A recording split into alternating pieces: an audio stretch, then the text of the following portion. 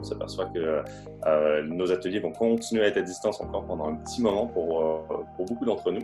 Et je vais vous faire un petit partage d'expérience, moi en tant que designer, mais aussi en tant que facilitateur et que workshopper.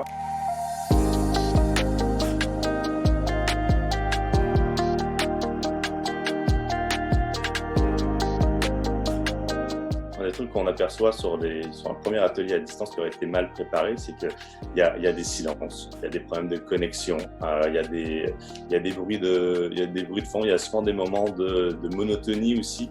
On perd énormément de gens si c'est mal préparé. Voici quelques bonnes pratiques que j'ai apprises.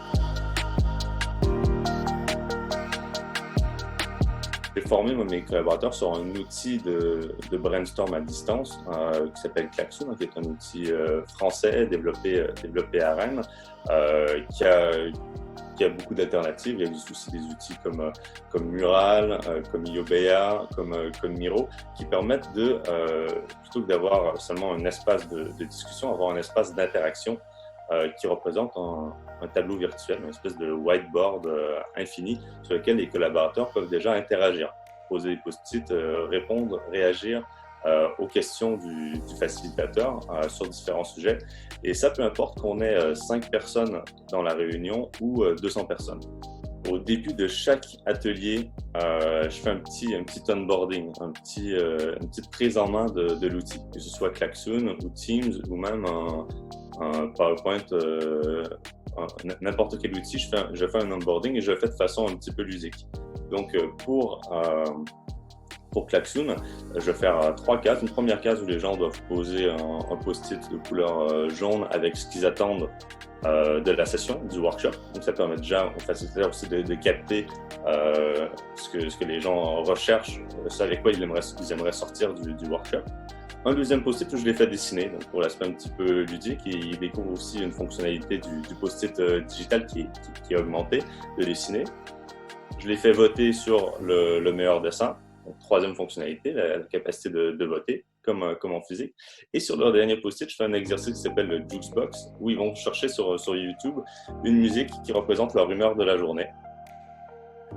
Ils collent l'URL dans le post-it et le post-it devient une miniature de la vidéo qu'ils ont choisie. Et c'est ces musiques que je choisis pour faire une playlist pendant tout le long de mon atelier, que l'atelier dure 1h30, 3 heures ou toute une journée. Sur la durée des ateliers, là où on avait tendance à faire des journées complètes, on coupe plutôt la journée en deux. Des ateliers de 3 heures en continu, c'est à peu près le maximum que je recommande en ce moment parce que c'est très facile de perdre des gens en cours de route sur les ateliers à distance. Je vais terminer avec peut-être les rôles de facilitation dans ces ateliers virtuels. Le facilitateur qui normalement peut-être arrivait à gérer les rôles de facilitation seul en physique et tout avantage à se faire accompagner par un co-animateur qui ne sera pas nécessairement la voix de la facilitation, mais qui sera à côté pour aider les gens qui auraient des problèmes sur les outils. Donc c'est une espèce de support technique de l'atelier à distance. Et c'est aussi un aide pour aider à organiser, à préparer l'espace virtuel.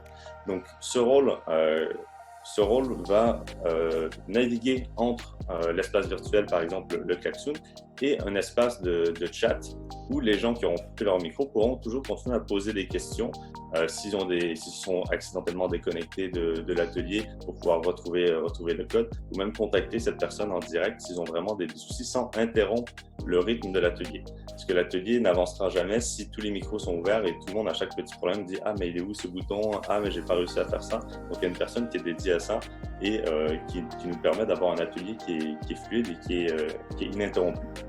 Samuel Bernier de OnePoint.